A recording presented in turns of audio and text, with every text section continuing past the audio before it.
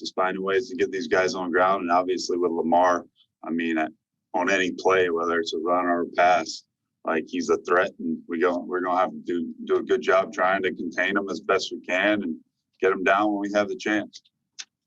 And how much should previous matchups help you? I mean, it's one thing when you see a guy for the first time and deal with some of his ability. What you got, some of your guys know him pretty well, kind of have learned from lessons in the past. How much should that help maybe going into Sunday?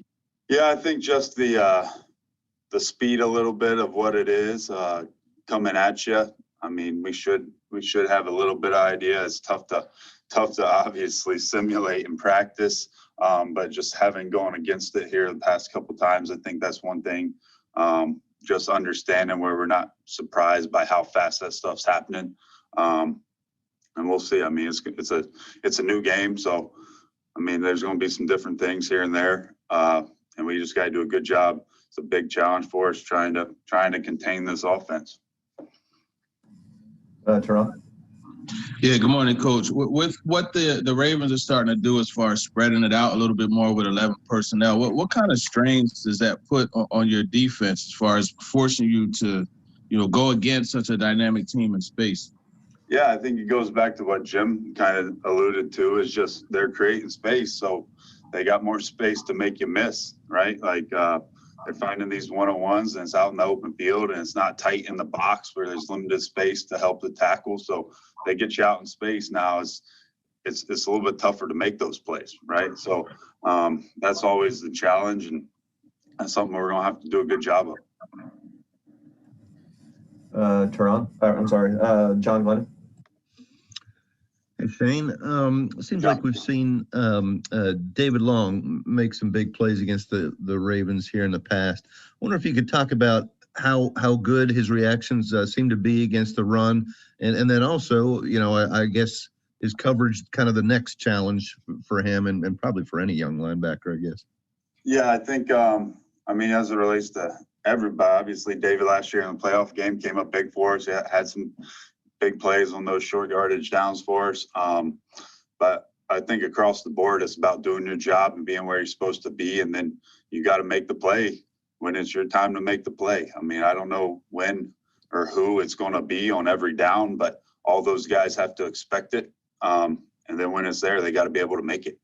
And then really in terms of passing game, I think as he gets more familiar, more comfortable, kind of doing some of that stuff, figuring out the nuances of some of these routes that he's facing and seeing at times. And then just fundamentally, like, it's different playing coverage linebacker than it is playing coverage corner, like how you have to take things on.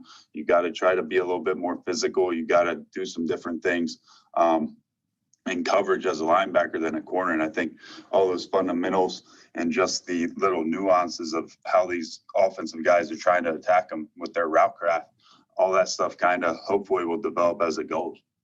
Sure. And then one of the guys that you guys protected on the practice squad this week, Nate Orchard, obviously we haven't seen much of him. What kind of player is he? What do you guys like about him? Yeah, I mean, he's long, he's big, he's smart. He's come in here and worked. He's got great energy about him. Right this time of the year, we're not really doing a whole lot practice-wise too much just because where we're at body-wise. But, I mean, he's engaged and he's doing everything we ask of him up to this point. Thank you. David Buckler. Shane, how much of a luxury is Daquan Jones's durability and consistency there in the middle of the line? Yeah, it's been huge for us this year. I mean, he's been consistent throughout. He's had some really, really good games as well. So I think just his leadership out there with those guys, with those front guys, is huge for us. And I mean, it's always great when you don't have to worry about that up the middle. And you got a guy you can count on who's done it and who's able to make some plays in there for you. Given that the run game against the Ravens is 11 on 11, how important is Daquan's ability to occupy maybe two blockers on one play? Yeah, I mean, when we get those doubles, we got to try to hold them and keep those guys from being able to climb and knock us out of our gap and get up to the backer. I think that's the one thing that kind of gets overshadowed with this offense is, I mean, they're a physical group up front. They come off the ball, they drive people off the ball. Like, it's not all smoke and mirrors. Like, they freaking hand that thing off and they get downhill, and those old linemen do a good job. So, I mean, inside you got to be physical, and then even on the perimeter, you got to be physical and be able to get off some of these blocks, and where we can somewhat eliminate some of these one-on-one tackles by getting more hats to the ball. Luke? Shane, you've been with Vrabel in the past. If you had to sort of sum up what his points of emphasis are, not in terms of scheme or football, but in terms of what he wants out of his players generally, how would you sum that up? Yeah, I think he wants tough guys. I think he wants dependable guys. I think obviously he wants guys that play, as we talk about, full tilt to the tackle. And then he wants guys that show up and make plays when their plays are there, right? Ultimately. But I think tough, dependable, smart, and guys who play their butts off ultimately are what we're looking for. It seems like every year there's a team that you get to the end of the year and they're 6-10 and lost, 5 or 6 games by just a couple points. You guys have sort of been the reverse of that. What is it that has allowed you all to win so many close games consistently? Yeah, I think it comes down to the players. They believe we're going to win. In those situations, we've been able to execute offensively, defensively, whatever it might be. I mean, even last week, finding a way to hold them to a field goal to at least not let them beat us at the end of the game. But we've been able to find ways to get some stops. And obviously our offense has done a great job scoring in those situations as well. But I think it's just a mentality, a belief from our players, and then the execution aspect of it. Like, every game, we go into every game thinking it's going to be closer than this league, because the majority of them are, right? So I think the end of the game situations, the 2-minute, the 4-minute, like, you got to practice it, and that's where you got to be at your best. Jim?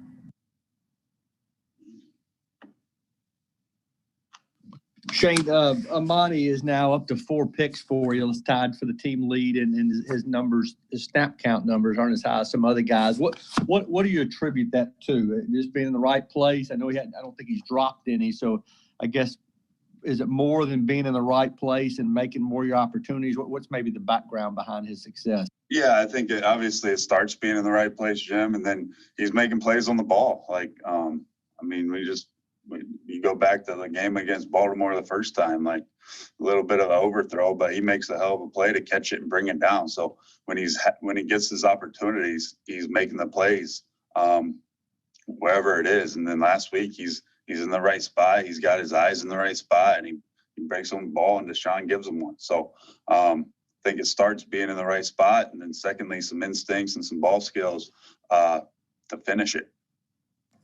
Teron? Yeah, Coach, we saw Christian Fulton kind of get into the mix with 16 snaps.